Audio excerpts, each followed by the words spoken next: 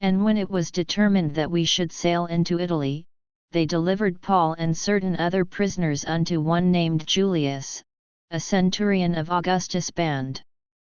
And entering into a ship of Adramyttium, we launched, meaning to sail by the coasts of Asia, one Aristarchus, a Macedonian of Thessalonica, being with us. And the next day we touched at Sidon. And Julius courteously entreated Paul, and gave him liberty to go unto his friends to refresh himself. And when we had launched from thence, we sailed under Cyprus, because the winds were contrary. And when we had sailed over the sea of Cilicia and Pamphylia, we came to Myra, a city of Lycia. And there the centurion found a ship of Alexandria sailing into Italy, and he put us therein. And when we had sailed slowly many days, and scarce were come over against Cnidus, the wind not suffering us, we sailed under Crete, over against Salmone. And, hardly passing it, came unto a place which is called the Fair Havens, nigh whereunto was the city of Lasea. Now when much time was spent, and when sailing was now dangerous, because the fast was now already past, Paul admonished them, and said unto them, Sirs, I perceive that this voyage will be with hurt and much damage, not only of the lading and ship, but also of our lives. Nevertheless the centurion believed the master and the owner of the ship, more than those things which were spoken by Paul. And because the haven was not commodious to winter in, the more part advised to depart thence also, if by any means they might attain to Phenice, and there to winter, which is an haven of Crete, and lieth toward the southwest and northwest. And when the south wind blew softly, supposing that they had obtained their purpose, loosing thence, they sailed close by Crete. But not long after there arose against it a tempestuous wind, called Euroclydon.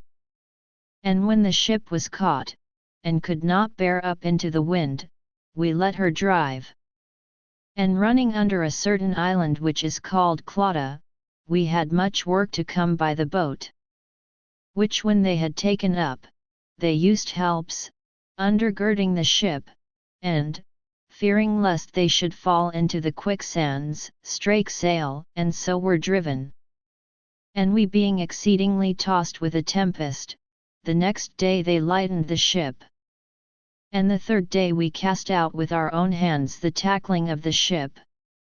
And when neither sun nor stars in many days appeared, and no small tempest lay on us, all hope that we should be saved was then taken away. But after long abstinence Paul stood forth in the midst of them, and said, Sirs, ye should have hearkened unto me, and not have loosed from Crete, and to have gained this harm and loss. And now I exhort you to be of good cheer, for there shall be no loss of any man's life among you, but of the ship. For there stood by me this night the angel of God, whose I am, and whom I serve, saying, Fear not, Paul, thou must be brought before Caesar, and, lo, God hath given thee all them that sail with thee. Wherefore, sirs, be of good cheer, for I believe God, that it shall be even as it was told me. Howbeit we must be cast upon a certain island. But when the 14th night was come, as we were driven up and down in Adria, about midnight the shipmen deemed that they drew near to some country, and sounded, and found it 20 fathoms, and when they had gone a little further, they sounded again, and found it 15 fathoms. Then fearing lest we should have fallen upon rocks, they cast 4 anchors out of the stern, and wished for the day.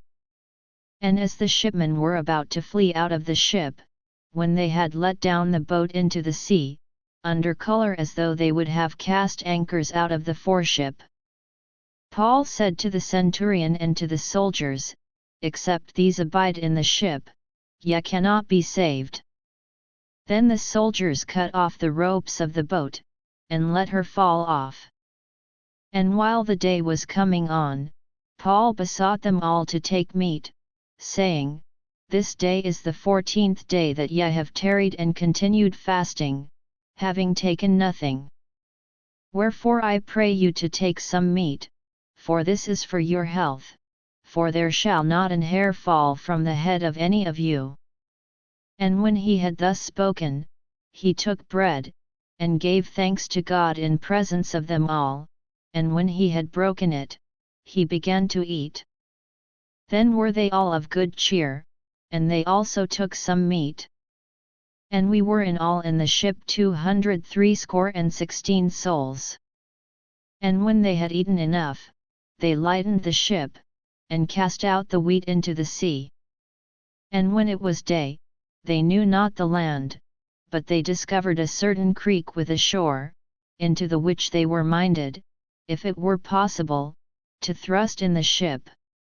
And when they had taken up the anchors, they committed themselves unto the sea, and loosed the rudder bands, and hoised up the mainsail to the wind, and made toward shore. And falling into a place where two seas met, they ran the ship aground, and the forepart stuck fast, and remained unmovable, but the hinder part was broken with the violence of the waves. And the soldiers' counsel was to kill the prisoners, lest any of them should swim out, and escape.